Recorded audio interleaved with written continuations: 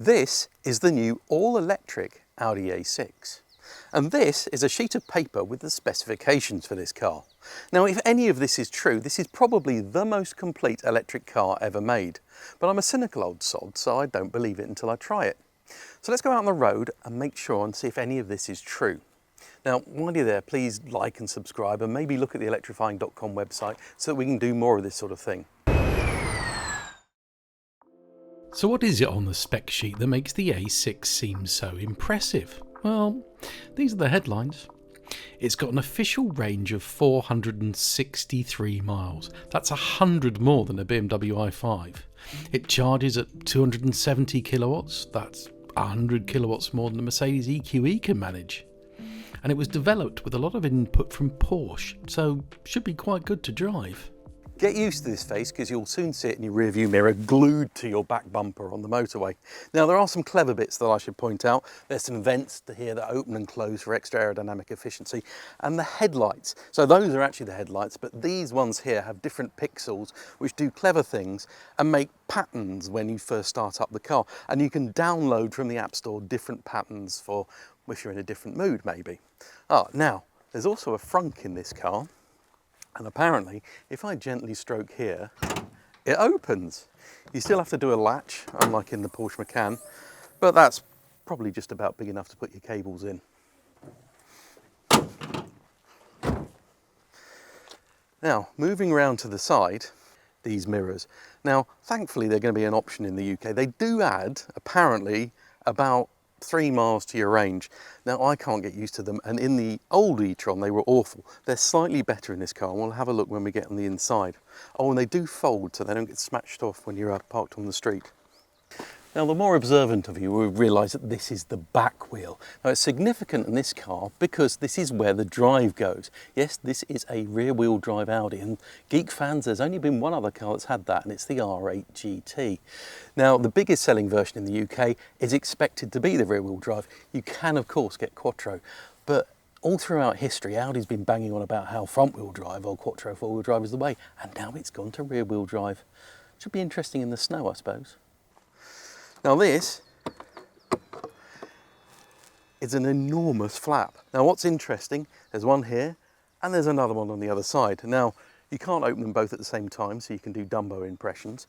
But another interesting thing about this is where you've got the CCS fast charging. The other one's just for your AC charging. But when you pull the cable out, the flap automatically closes. Otherwise, you have to do that.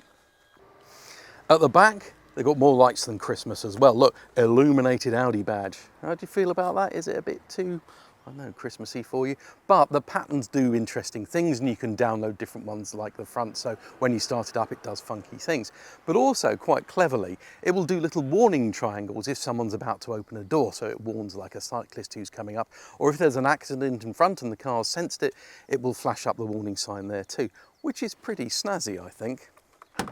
Open the boot, you can do it with the swipey foot thing, but that hardly ever works. Inside here, 502 litres. Now, that's exactly the same size with the seats up as the Avant version, which is my personal favourite. So it's pretty big, but not class leading. But I think you could probably get away with that with most things. You obviously get a bit more boxiness in the estate, which you might need when carrying a sofa to the tip or carrying a taller dog, I suppose. But even this figure is beaten by pretty much all the rivals. BMW i5 Touring has 570 litres, the ID.7 from Volkswagen has 605 litres. Even the non-estate Polestar 4 boasts 526, while the new DS number 8, which is revealed in a few days' time, will be bigger too, by quite a lot. There should be a video on that in the channel in a few days, so turn on your alerts because it's an interesting car. Now, we're inside, and traditionally this is where Audi's been really strong, and it does look lovely in here. I mean, look, some interesting materials. So first of all, you've got some nice squishy plastics here and some nice aluminium here. This fabric, it looks pretty good, but it does remind me of my old school trousers from when I was a kid. Big screen as you'd expect, and it's nicely curved towards me. See, these are the screens for those mirrors. You do get used to them, and they have some interesting safety features because they have different colours if there's a car next to you, for example. But it's strange when you're like at a junction and you do that look, it doesn't make any difference, they don't move then. So I'm not sure, I still wouldn't recommend them really, and they are an option. Then down here, lots of shiny plastics which you're going to get fingerprints on, but there's a decent amount of storage space. One thing I will say though, although all this feels nice, once you get below knee level, it does get a bit cheaper. So the plastics down here are kind of, I don't know, Volkswagen Polo level, I suppose. And you are touching this every day. Every time you reach for your sunglasses or your bottle of water, you're going to feel that nasty plastic. I mean, they were better in a Passat kind of 20 years ago than they are here. There's also a couple of like strange blanking plates by the door handle here, which a little disappointing on an Audi and something that's going to cost 60, 70 grand. Now, if you're anything like me, when you get a new car, you'll want to show off a couple of the really nice features to your friends. In the A6, I think this sunroof is the one thing I would show off first. It adds a lot of light airiness to the interior and gives you a bit of headroom as well. But it's got this electronic sunshade.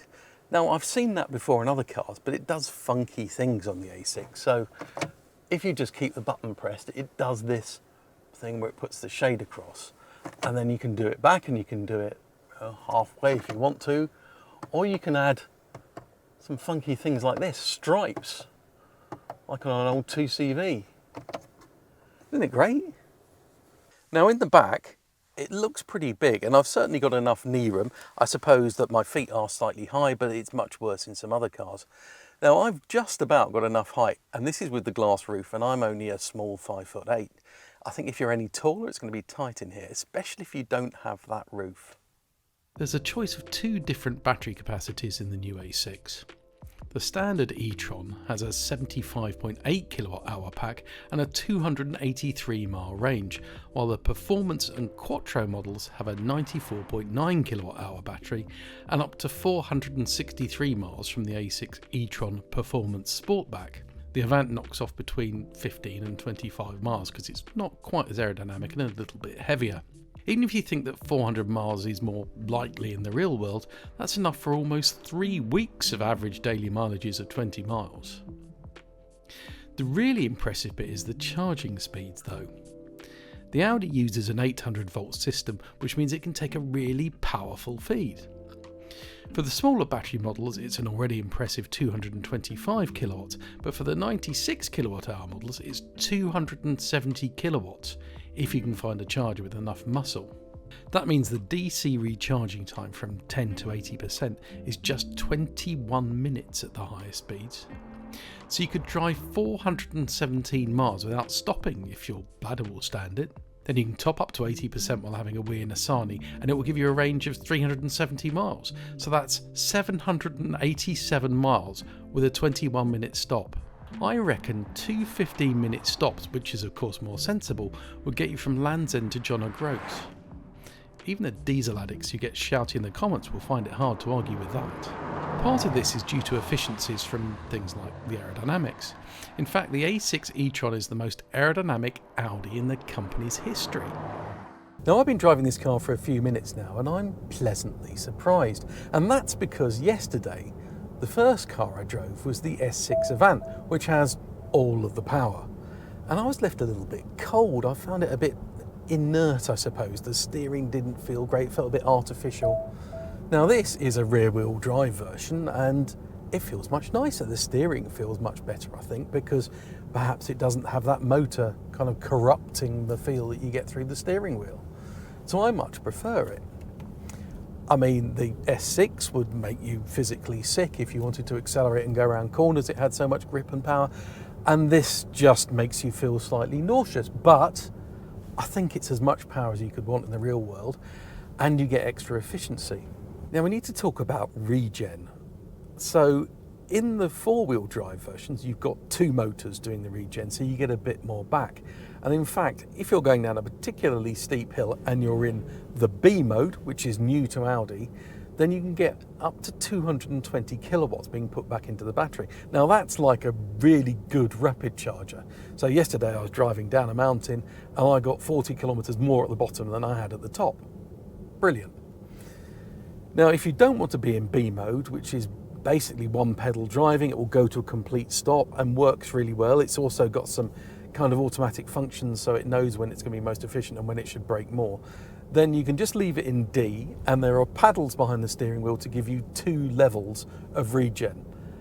Personally, I'll just leave it in B, but I know some people will prefer the D mode because it gives you that creep when you're in traffic, so you take your foot off and it will just go forward, which you don't get with the B mode. The interesting thing is that the regen on this car is so strong that the hydraulic brakes don't get used much. Therefore, occasionally the system has to put the hydraulic brake pads on. You don't notice it, it just does it automatically, just to clean the rust off the discs. So that's where we are now with regen braking, is that you use the proper brakes so little, the car has to actually clean them itself. Nuts. Now the technology. The screens are brilliant, they're lovely and clear, and you've got as much information as you could possibly want. The sat-nav, well, it's trying to take me off on some funny roads, and I'm not that keen on it, which means that inevitably people will just switch to their Apple CarPlay or Android Auto, which is a real shame because then you don't get the benefits of the preconditioning for the charging, but you also don't get the arrows in the head-up display, and the head-up display is really good in this car. It's kind of meant to be an augmented reality, so it has arrows when you're meant to take turns, and it even tells you when you're too close to the car in front with some little red arrows. It works brilliantly, but if I have my CarPlay on, I don't get it, and that's a shame, so I'll have to put up with the dodgy built-in sat-nav. Incidentally, the dodgy built-in sat-nav says at the bottom of the images, copyright Airbus. Now, what are a defence manufacturer doing with lots of satellite pictures? Now, we need to talk about efficiency and range. Now, in theory, this is the version which has the longest range because it's got the big battery and it's got the rear-wheel drive, so just the one motor. It also has the camera mirrors. So if you don't want the camera mirrors, and I wouldn't bother, you have to take about 3 or 4 miles off your range. Okay, we can live with that. This car also has air suspension. Now that improves your efficiency because it will sink lower when you're on the motorway, so it makes the car more aerodynamic. Fair enough. Now the trouble is, we won't get that even as an option in the UK. We have to put up with steel springs because apparently nobody bothered to have the air suspension on the last A6. So maybe we have to add on or take away another 3 or 4 miles from the range for that. Fair enough, we're still kind of above 450. But then there's the wheels. So to get the maximum range, you have to have the 19-inch wheels. Now I suspect that nobody's going to order the 19-inch wheels in the UK because they'll get laughed at in the company car park. This is on 21s, which probably take off another big chunk, maybe 10 or 15 miles of range. But hey, still, we're looking pretty good. We're still above 400 miles, so can't complain too much. Now the fact that this car is on air suspension means that what I say about the ride and handling is has a proviso that we have to check it in the UK when we've got the cars on steel springs, but it's very refined. It does get a bit rumbly over some of the broken tarmac, but that's possibly down to the wheels as well. I'd imagine that the 20-inch wheels is probably a kind of sweet spot in between ride handling and not looking so silly that you'll get laughed at. Now, the cameras for mirrors, I really don't like them, and I think the compromise is too much and not worth the expenditure. But, and I can't believe I'm saying this, but where I would have a camera is on the rear view mirror. So on a Polestar 4 you have it because, well, there's no rear window. But the rear window here is tiny and I can see the cars behind. I wouldn't if there was someone sat there or if it was loaded up, of course. And if that middle headrest is up, you can't see anything either. There's no rear wiper either. So this is one car where I think, actually, I would probably quite like the option of having a camera instead of a rear view mirror. Now, some of the switchgear in here is going to turn people off, by which I mean there aren't that many physical buttons. I've got ones for the drive mode down here, But otherwise, there's lots of haptics. Now, those are the ones that aren't actually buttons, they're the ones that kind of vibrate a bit like on your phone. Now, in cars like the Volkswagen ID3 and the Born, they got a lot of criticism because they didn't really work terribly well. And in this, over here on my door, I've got a big bank of them for do things like the front fog lights, for example, and changing the mirrors. But actually, they work pretty well. I haven't got any complaints. They're clear and they work quickly. There's no lag. I'm not doing the constant stabbing like I used to do in an old ID3. And you've got them on the steering wheel and they seem to work well there too. It's all pretty intuitive, so I can't complain. The screen also has buttons on it, the touchscreen buttons, but again, they work, they're clear. I don't have to go into lots of menus like I would on a Volvo to try and do simple things. So I've got no complaints. It also switches very easily between Apple CarPlay or Android Auto and the navigation in the actual car itself. So, good job on that, Audi. Now, as you'd expect these days, because it's a legal requirement, you do get some bings and bongs and tugging you back when you're going across a lane and things.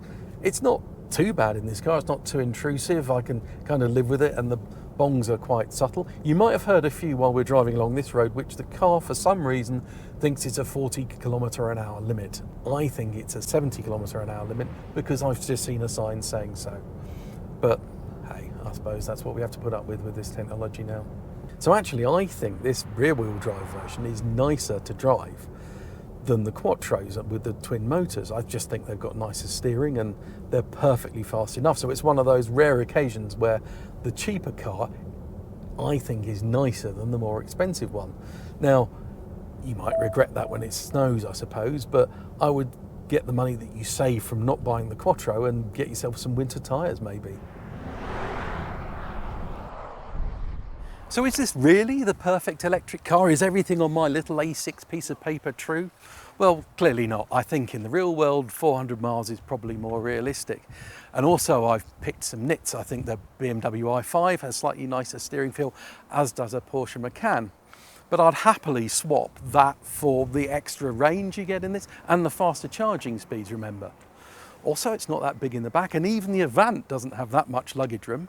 If that's crucial to you, buy yourself a Volkswagen ID7 and save yourself some cash too. And then there's some curveballs, the Polestar 4 maybe. The new DS number 8 has an even longer range and a bigger boot too. Slightly crazy looks though. But I think in terms of desirability, this car cuts it.